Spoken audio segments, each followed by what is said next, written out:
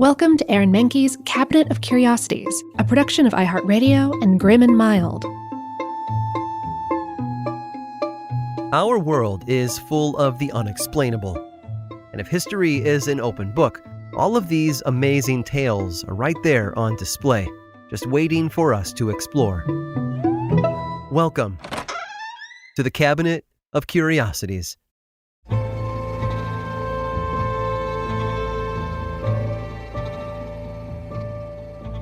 The world is enormous. There are places humans have never laid eyes on, and where modern technology has never reached. Though we have charted much of the globe over the centuries, there was a time when certain areas we know today were considered exotic, places where the cultures were so different that when someone from one of those lands stepped foot in the West, they caused quite a stir. Enter the man from Formosa. During the 18th century, his story was one of mystery and intrigue. He had been kidnapped by a French Jesuit from his home in Formosa, a country off the coast of China.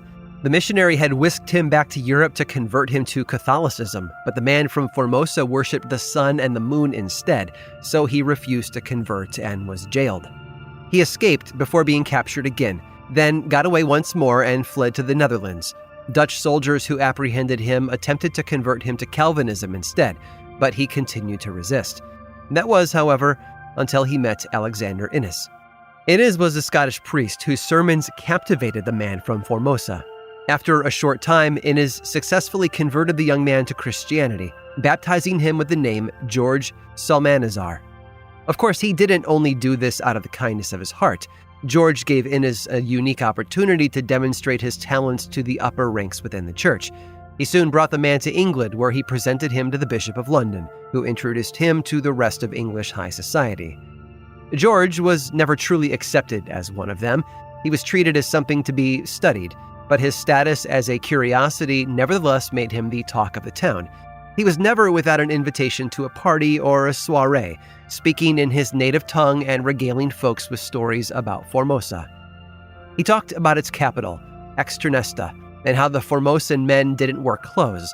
They just walked around with a plate made of gold or silver covering their nether regions. They also practiced polygamy, but if a wife was ever caught cheating on her husband, he claimed that their husbands could legally eat her as punishment. The tales were fascinating, but something about George rubbed a few people the wrong way. Well, actually, there were several things about him that drew questions. For one, he didn't look like he had come from another land. His skin was pale, and he had blonde hair. According to him, that was because he had lived in an underground dwelling to avoid the intense heat in the region, so he hadn't been exposed to the sun very much. There was also his language, which didn't sound like anything anyone had ever heard before. Its alphabet was comprised of only 20 letters, and was outlined in a book George published in 1704, describing Formosa and its customs. The book only made him more popular, and even led him to a job at the University of Oxford lecturing and translating religious texts into Formosan. Alexander Innes, however, knew the truth about George Salmanazar. He knew everything except his real name. George didn't actually hail from Formosa, otherwise known as modern-day Taiwan. He'd been born in France around 1680. After literally bumming around Europe as a young man, he realized that he could make a pretty good living pretending to be from an Asian country and asking strangers for help. Innes had seen through the ruse early on, but went along with it anyway to boost his chances at a higher position within the church. After all, he'd been the one man to convert the mysterious man from Formosa to Christianity. Others had their doubts, but nothing was made official until 1706. When he let everyone in on the secret. It got to a point where he just couldn't explain away the lies anymore. Despite his imposture, however, his Formosan alphabet still found its way into language texts for at least another 100 years. George died in 1763, after which his final book was published, Memoirs of Blank, commonly known by the name of George Salmanazar, a reputed native of Formosa. But he took his real birth name and why he did what he did with him to the grave. All he left behind was a legacy built on lies, mixed with a pinch of cannibalism.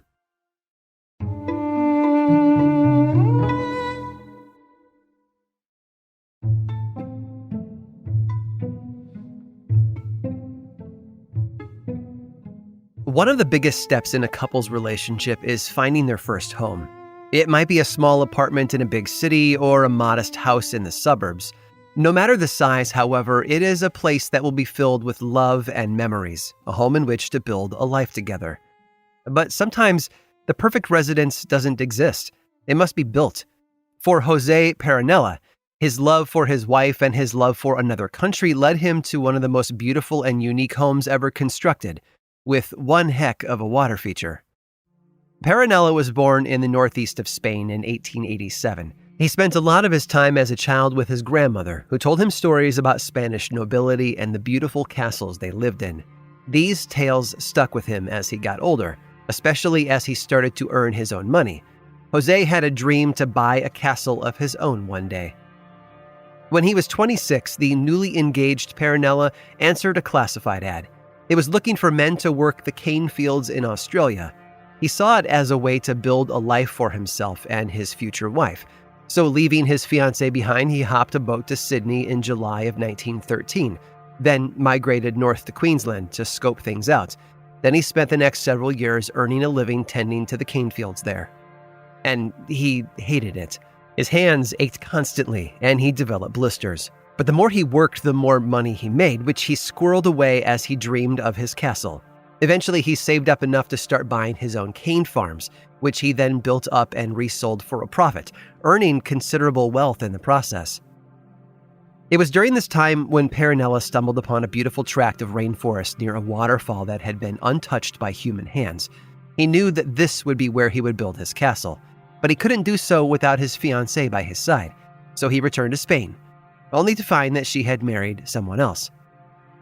Refusing to go back to Australia without a companion, he asked Margarita, his ex-fiancée's younger sister, for her hand in marriage instead. Margarita agreed, and a year later, in 1929, the couple sailed back to Australia.